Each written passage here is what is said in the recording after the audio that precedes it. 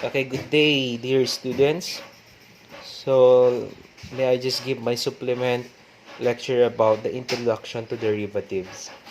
So, in getting the derivative of a certain function, we will use these four rules. In other books, they call this one as the delta method. Other reference, they call this one as the step rule method. So, the first step, subtract any variable x in the equation by x plus h, or in other reference they use x plus delta x. We read this triangle or small triangle before the variable be the delta. Second step, subtract the original equation from your current equation, the given f of x. And for number 3, divide by h. Whatever the equations solved in step number 2, we will divide that by h if you use h in the first step, or delta x. And lastly, substitute the h from 0 or delta x, or finding the limit of your f of x when delta x approaches to 0. That's the concept in solving the derivative of a particular function. Now let's have example. Let's take this first example. F of x is equal to 3x plus 7. Let's find the derivative of 3x plus 7. First step, replace all variable x by x plus delta x or x plus h. Bahala kayo kung ano gusto nyo. Okay, I am more comfortable using the x plus delta x plus 7. So if you observe, I've just replaced that x by x plus delta x. Then manipulating the given equation, we have 3x plus 3 delta x plus 7. Oh, I've distributed 3 inside the parentheses. So I'm done in my first step. Now let's proceed to the second step. Second step is getting the difference of this equation from the original equation. So let's have 3x plus 3 delta x plus 7 minus the given, which is 3x plus 7.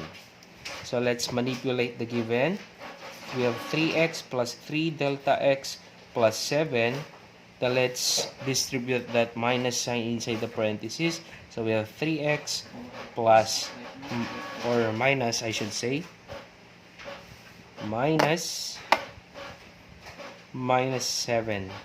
Then let's simplify. We have positive 7, we have negative 7. Negative 3x, positive 3x. So we have 3 delta x. So that's it. Then for step number 3, we will divide 3 delta x by delta x.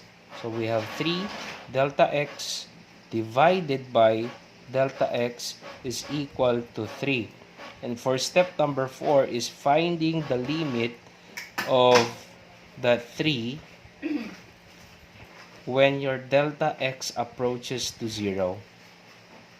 So we know by the rule given in our first lecture about the limit laws, the limit of a constant is equal to the constant itself. So the limit of 3 as delta x approaches to 0 is 3. Therefore, your dy over dx, that's the derivative, is equal to 3. Or in other notation, we have f prime of f of x is equal to 3. So this is the derivative of the given function 3x plus 7. Okay, example number 2. Find the derivative of f of x is equal to 3x squared minus 2. Let's have the first step, replacing all the variable x by x plus delta x. So copy 3, replace that x by 3, or by x plus delta x, x plus delta x, copy square minus 2. Then let's expand. We have 3 plus or times, let's expand this, x plus delta x squared. So we have square the first term, twice the product of the first and the last. X plus delta x is x plus or times delta x twice it. So we have 2x delta x. Then square the last term. Delta x square is equal to delta x square minus 2. Then let's distribute the 3 inside the parentheses. We have 3x squared plus 3 times 2 is 6x. Delta x, 3 times delta x squared is 3 delta x squared minus 2. Okay, we're done in step number 1. Step number 2 is subtract this equation from the original equation. So we have 3x squared plus 6x delta x plus 3 delta x squared minus 2 minus the original equation 3x squared minus 2.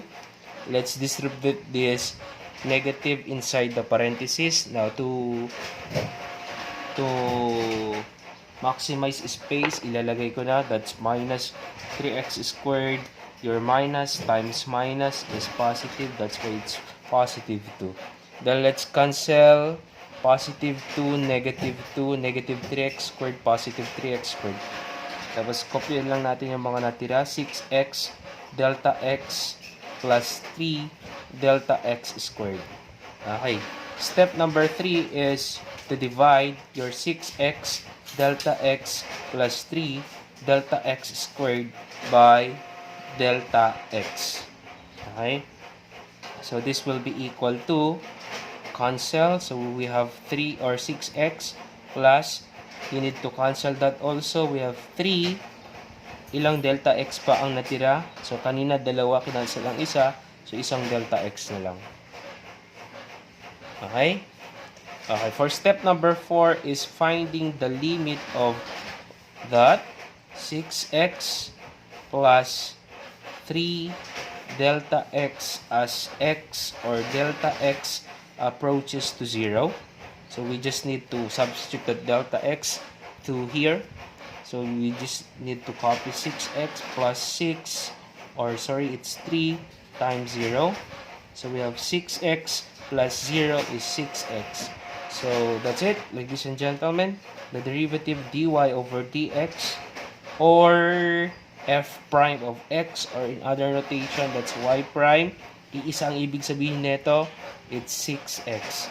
So the derivative of your 3x squared minus 2 is 6x. Ganun lang kasimple on how to find the derivative of a function using the step rule or the delta method.